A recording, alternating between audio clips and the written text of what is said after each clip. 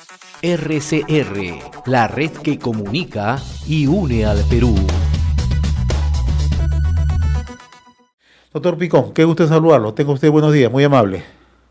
Buenos días, ¿qué tal? ¿Cómo está? Muchas gracias por la oportunidad. Bien, ayer se ha conocido que desde el próximo 2021 la SUNAT va a poder acceder al secreto bancario de todas las personas a fin de mejorar la fiscalización tributaria. ¿Qué alcance tiene esta decisión de la SUNAT y por qué se adopta, no? Hay que decir que es una verdad a medias la que está afirmando la administración tributaria. A ver, lo primero que tenemos que tener claro es que en el Perú tenemos en la Constitución regulada lo que es el secreto bancario como una garantía personal. Normalmente por cuestión de seguridad. Ciertamente, casi ningún país tiene secreto bancario contra la entidad que controla tributos, como SUNAT, o la que ve la activos como IEF en el Perú. Sin embargo, nosotros tenemos una constitución que sí lo prevé. Entonces, desde el año 2004 más o menos, la administración tributaria tiene control de los movimientos bancarios de las personas a través del ITF. O sea, el impuesto a las transacciones financieras ha sido un radar de movimientos raros o sospechosos para fines tributarios desde ya hace más de 15 años aproximadamente. Con lo cual, esa no es la novedad.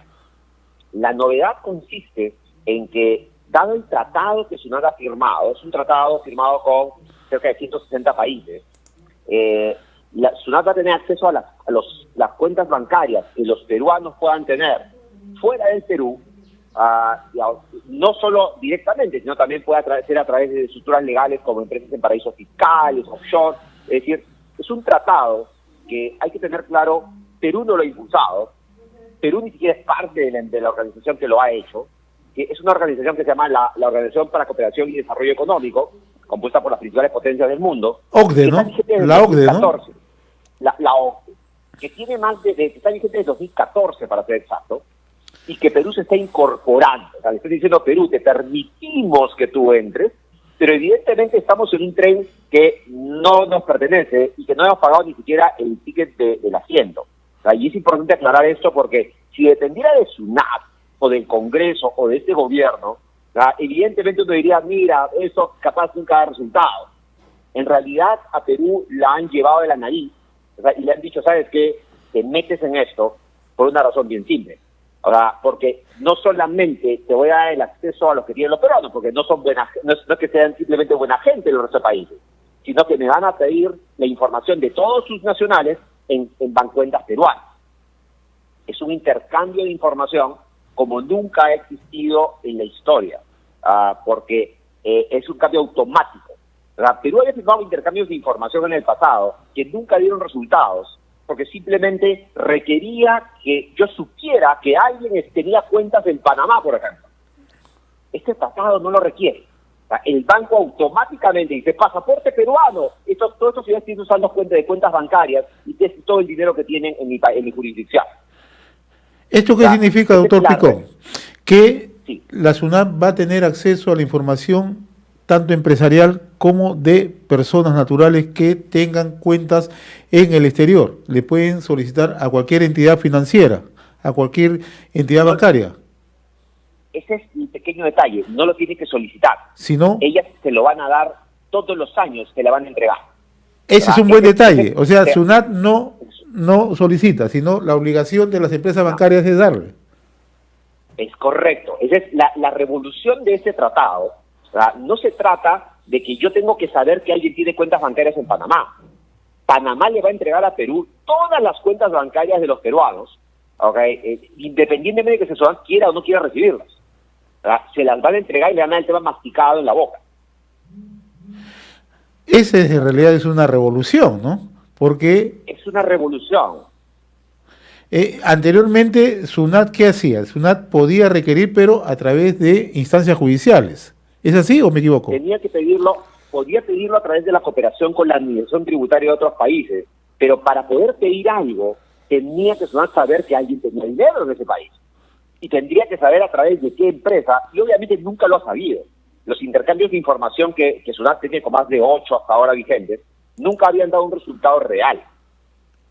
Este tratado, el TRS, el Common Record Standard, que como le digo, no ha sido hecho en Perú, Perú no es que se haya ocurrido, simplemente que lo han llevado a la nariz desde hace muchos años ya.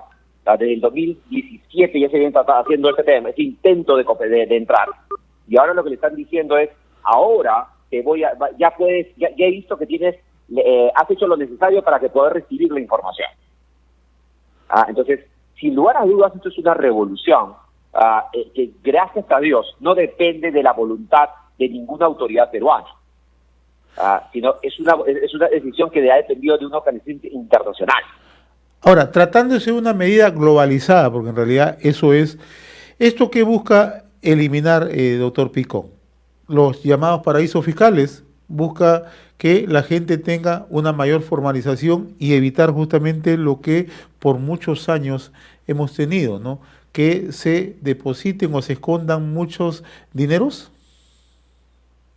Ciertamente hay que tener claro que este tratado tenía como ideas principales descubrir el dinero que pudiera venir de lavado de activos, que puede ser corrupción, narcotráfico, terrorismo o cualquier otra, o que no hubieran pagado impuestos, que es si quiere, un tema secundario, pero finalmente importante para nosotros. Es importante tener claro que el hecho de que alguien tenga su dinero en un paraíso fiscal no es un delito, no es un problema, en la medida que haya pagado impuestos por él. O sea, porque hay personas que lo tienen y pagan impuestos. El detalle es que tener dinero en un paraíso fiscal, si quiere, es una vacuna que muchas personas tienen. Por ejemplo, en Argentina, la mayoría de personas de Argentina no confían en el gobierno argentino y por eso han llevado su dinero a otras jurisdicciones. O sea, te pago impuestos, pero no lo tengo acá. Es diferente. O sea, yo puedo tener el dinero en un paraíso fiscal y pagar impuestos. Y ello no significa una ilegalidad siempre y cuando se cumpla con el pago de impuestos, con todas las pertinencias del caso. Sin lugar a dudas. Es decir, hay personas inclusive que pueden haber heredado el dinero, recibir seguros. Es decir, el paraíso fiscal no es ilegal. O sea, es algo que la ley permite perfectamente. Ahora, ¿qué pasa si en este caso SUNAT solicita una información sobre una persona o una empresa que mueve su dinero en determinado país? ¿Qué pasa si este país no está dentro del foro de la OCDE, dentro de este foro globalizado? Ciertamente el intercambio de información tributaria puede ser de manera, puede funcionar de buena fe, es posible efectivamente hacer un pedido, pero evidentemente yo como administración tributaria, yo no le puedo pedir, mira, búscame a esa persona en todos los países del mundo, porque evidentemente no funciona así. Tendría que tener alguna suerte de hilo conductor que me permita acceder, y siempre y cuando estos países no tengan una legislación que les prohíba entregarla. Porque los paraísos fiscales suelen tener legislaciones en las que es un delito el simple hecho de confirmar que alguien es un cliente. Entonces, por eso es que no es tan simple muchas veces. Hay jurisdicciones que son tan cerradas y no forman parte de la OCDE, exactamente, y que simplemente ahí el secreto bancario es tan extremo que si alguien confirma, no dar de información ni papeles, si confirma que es un cliente, eso es un delito. Entonces no es tan simple que venga una administración tributaria de otro país y le diga, oye, yo quiero esta información. Pero lo que usted explicaba al inicio de la entrevista, ya las entidades bancarias le van a enviar la información a SUNAT. SUNAT va a tabular esa información. En los países que han suscrito el convenio, hay que ser claros en el sentido que este convenio nos han dado el ok, lo que quiere decir, me he dado cuenta que esto va a ser una revolución, pero hay que tener claro que es una revolución con que vamos a ver los efectos en recaudación en el 2021, me entenderá. Porque la información recién va a empezar a entregarse por parte de los bancos, va a tener que ser acopiada y enviada y procesada, lo cual es un tema que no pasa a la vuelta de la esquina. Realmente yo calculo que esto por lo menos debe estar dando resultados de fiscalización hacia finales del 2021, comienzo del 2022, pero recaudación efectiva, yo me imagino que va a tomar un poco más de tiempo, porque eso puede dar lugar a litigios eventualmente. Pero sí va a tener esto un efecto en la recaudación, va a tener no de manera inmediata. ¿Ya? Es decir, hay que tener claro que como efecto disuasivo podría tener un impacto para que aquellos que no vienen declarando lo declaren y lo paguen. Pero, una de las cosas que a mí me ha preocupado del mensaje que da la administración tributaria, por un lado es un mensaje hostil, porque en realidad da a entender, ahora me voy a descubrir a todos ustedes, y dicen, oye, estamos en una crisis en la cual lo que tienes que hacer es suavizar el discurso y decirles, miren, quiero que las capitales vengan a invertir al país, a generar trabajo, gente. Pero por otro tema, pareciera que el discurso nacional estuviera justificando el aumento del presupuesto que el Ministerio de Economía ha presentado. Porque cuando uno ve el marco macroeconómico multianual que el Ministerio de Economía publicó, esto ya lo venía anunciando el Ministerio como algo que incrementa la recaudación para el 2021 y por eso aumenta el presupuesto. Pero uno dice, quien sabe de esto sabe perfectamente que eso no va a dar un efecto en recaudación en el 2021. Por eso es que me parece bien que la administración haga público el tema, pero el tipo de mensaje que está dando hostil contra el contribuyente y el tipo y la oportunidad del mensaje, dado que parecía que está justificando números que a mi entender no tienen ningún sentido de un aumento de presupuesto de la República basado en esto, no tiene ningún sentido.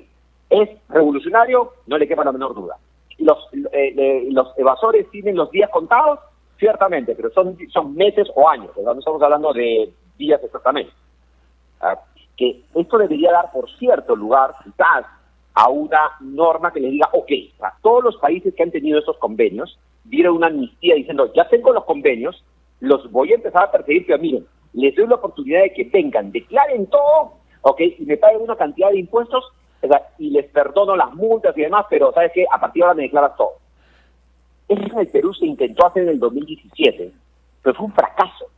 Porque, bueno, fueron dos variables. Una, no teníamos el convenio, que fue que todos los países que lo han hecho lo tenían el convenio y Perú no lo tenía. Y segundo, se dio en medio de una moción de vacancia. Es decir, toda la gente decía, Dios mío, ¿y qué van a hacer con mi información bancaria? Si es que vacan al presidente, que lo vacaron finalmente, ¿quién vendrá después y qué harán con mi información? Entonces, yo creo que este podría ser un buen momento para, dada la crisis, darle el convenio, decir, ok, no funcionó la amnistía anterior, voy a darles, vengan, declárenme todo, paguen sus impuestos, paguen una cantidad importante de impuestos, tengamos una gran recaudación, pero no con mensajes hostiles, porque lo que va a generar con hostilidad la administración es que los contribuyentes se defiendan y tienen maneras de defenderse. El convenio no es tampoco que le dé los mecanismos de par en par. Ahora, en términos de seguridad jurídica que tanto se discute ahora, ¿no? Y en términos de predictibilidad, ¿es positiva o no es positiva adoptar esta medida? Sin lugar a dudas, es positiva esta norma, sí. Este convenio, sí. Dar una norma de esta naturaleza, como la que comentaba, hay que entender, por ejemplo, que si algo nos ha demostrado la pandemia, es que estamos hablando que la informalidad del país supera, yo creo que antes de la pandemia, el 70%. Hoy día podemos estar hablando quizás por encima del 75%, y contando. Entonces, eso genera que la propiedad sea informal, que los dineros esté fuera del banco. O sea, en la provincia, hay provincias que tienen una bancarización por debajo del 10%. Entonces, uno se pregunta y dice, ¿a quién estás persiguiendo con acceder al secreto bancario si todo el mundo sabe que de cada 100 soles pasan 20 por la economía? Por los bancos, perdón. Y 80 está fuera del sistema, ¿no? Y 80 están fuera del sistema. El 80 está fuera del sistema bancario. Entonces, todo el tema del secreto bancario es un mensaje concentrado. Y pareciera que la SUNAT no termina de entender que es momento de cambiar el chip. Estamos en una crisis sin precedentes y necesitamos recaudación, seguridad jurídica y empleo, que a veces no se van siempre de la mano. Entonces, en este momento lo lógico sería dar una suerte de amnistía y decir, ¿sabes qué, señores? Ya, no es que le va a perdonar impuestos a nadie, todos me pagan impuestos. Pero no quiero entrar en litigios de 10 años, o sea, no quiero les voy a dar la oportunidad de sincerarse y darle la cabida sobre todo a esta brutalmente grande economía informal que realmente, como les decía, nos ha pasado una factura muy complicada en el tema de la pandemia. Y es importante entenderlo, pero pareciera que no lo entiende la administración. Para finalizar, doctor Picón, y le agradezco la amabilidad de haber compartido esta comunicación con nosotros, ¿qué tanto pesa la informalidad justamente en el tema de recaudación? ¿Cómo estamos en estos momentos? Se estima que la informalidad debe tener, en impuesto a la renta, la informalidad toma por lo menos el 56% de la potencial recaudación. Y en el caso del IGB, por lo menos estamos hablando de un 60-65%.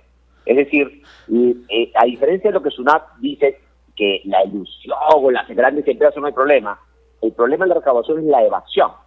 la evasión y el contrabando, que simplemente han tomado por asalto la economía, y la administración se ha concentrado en venir a fiscalizar a los formales grandes, y claro, es muy difícil tener una empresa en Lima que tener una empresa en algunas provincias.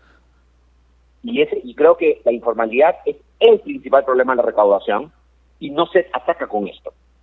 Es decir, ¿el cacao es bueno? Sí. ¿Es un logro de SUNAT? No. De SUNAT se está subiendo un coche a un tren que no ha hecho, ni siquiera pagó pasaje, ¿okay? Y lo están llevando, pero qué bien por el país. En el mediano plazo se va a crear esa información.